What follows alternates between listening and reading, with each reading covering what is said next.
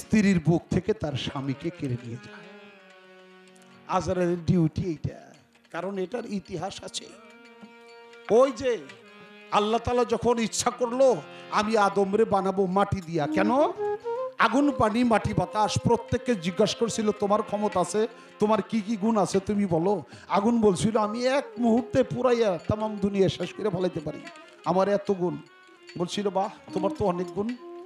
পানিকে জিজ্ঞাসা করছিল তোমার কোনো গুণ আছে, কয় আমার গুণ আছে না, আগুন আর কি জ্বালাইবো, আমি পানিতে একবারে সব পানি পানি করে ফেলাবো, নিভাইয়া দিব, কোনো আগুন জ্বলতে পারবে না, এই ক্ষমতা আমার। তোমারও অনেক ক্ষমতা আছে। বাতাস, বাতাস কয়েক মুহূর্তে ছাইরা দিলে সারা পৃথিবী মিসমার করে ফেলবো, আমার বাতাসের এত শক্তি। কয় অনেক শক্তি তোমাদের গায়ে। মাটিকে জিজ্ঞেস করছিল মাটি তোমার কোনো গুণ আছে? মাটি বলছে আমি নির্গুণা, আমার কোনো গুণ নাই। তোমার যত সৃষ্টি জীব আমার বুকে থাকে তাই।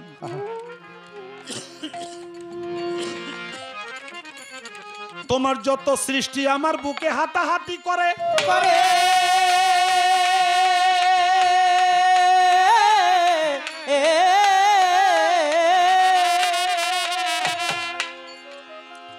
এই আমার বুকে পায়খানা প্রস্রাব তোমার জিভে করে।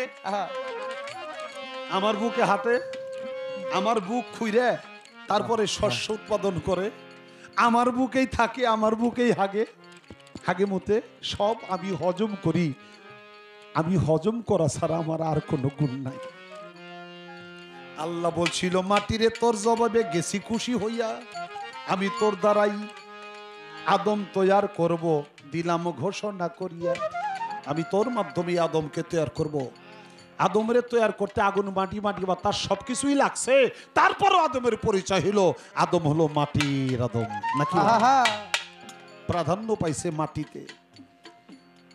আজরাইল, জিবরাইল, ইসরাফিল, মেকাইল চার ফেরেশতারে আনলো ডাকিয়া, বলছে মাটি আনো মাটি আনো। মেকাইল যায় চলিয়া, মেকাইল গেল মাটি আনার জন্য। মাটিতে কয় আল্লাহর দোহাই দিলাম আমার নিও না। মেকাইল ফিরাইছে, আরে আল্লাহর দোহাই দিছে আমি নিব কেমনে? ইসরাফিল গেছে আল্লাহর দোহাই দিছে আনে নাই।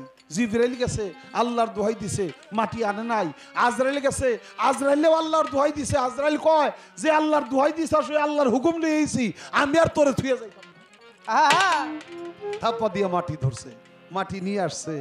আল্লাহ কয় আজরাইল সবাই ফিরাইলো আমার দোহাই শুনে, তুই আমার দোহাইটা শুনলি না, অতএব আমি তোরে ডিউটি দিলাম যে যে আদমকেই মাটি দ্বারা তৈরি করব, এই আদম জাতিকে তুই জান কবজ করবি, এই ডিউটিটা তোরে দিলাম।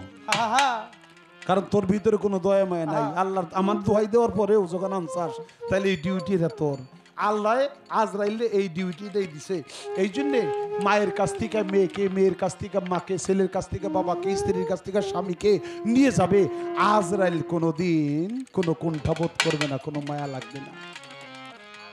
সে আজরাইল 2 দিন কেঁদেছিল, বলো নাই আমারে আমারে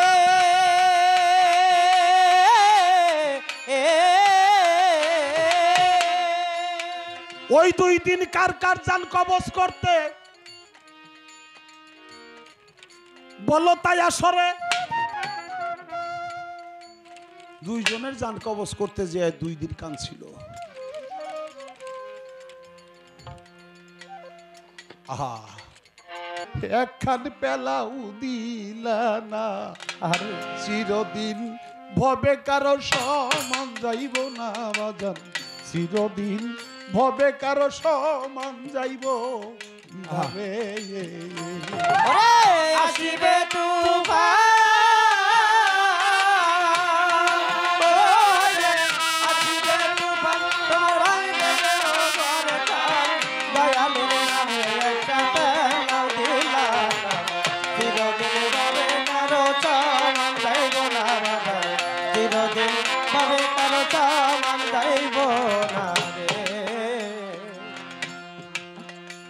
হায় হায় রে,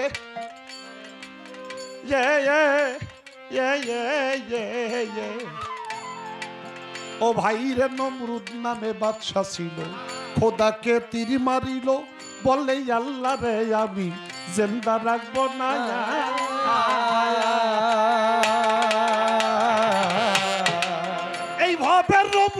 নামে বাদশা ছিল খোদাকে তীর মারিল নমরুদ নামে বাদশা ছিল খোদাকে তীর মারিল বলে আল্লাহ রে আমি জিন্দা রাখবো না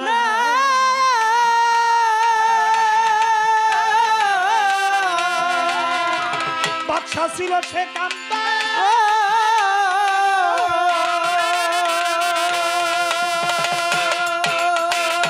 এইভাবে বাদশা ছিল সে কান্দর সোনা দিয়া বাঁধিল ওরে বাদশা ছিল সোনা দিয়া বাদশা ছিল সে কান্দর বাজান সোনা দিয়া বাঁধিল ঘর সেই ঘরে থাকতে রে বাদশার ভাগ্যে হইল না চিরদিন ভবে কারো সমান যাইব না বাজার চিরদিন ভবে কারো সমান যাইব না রে।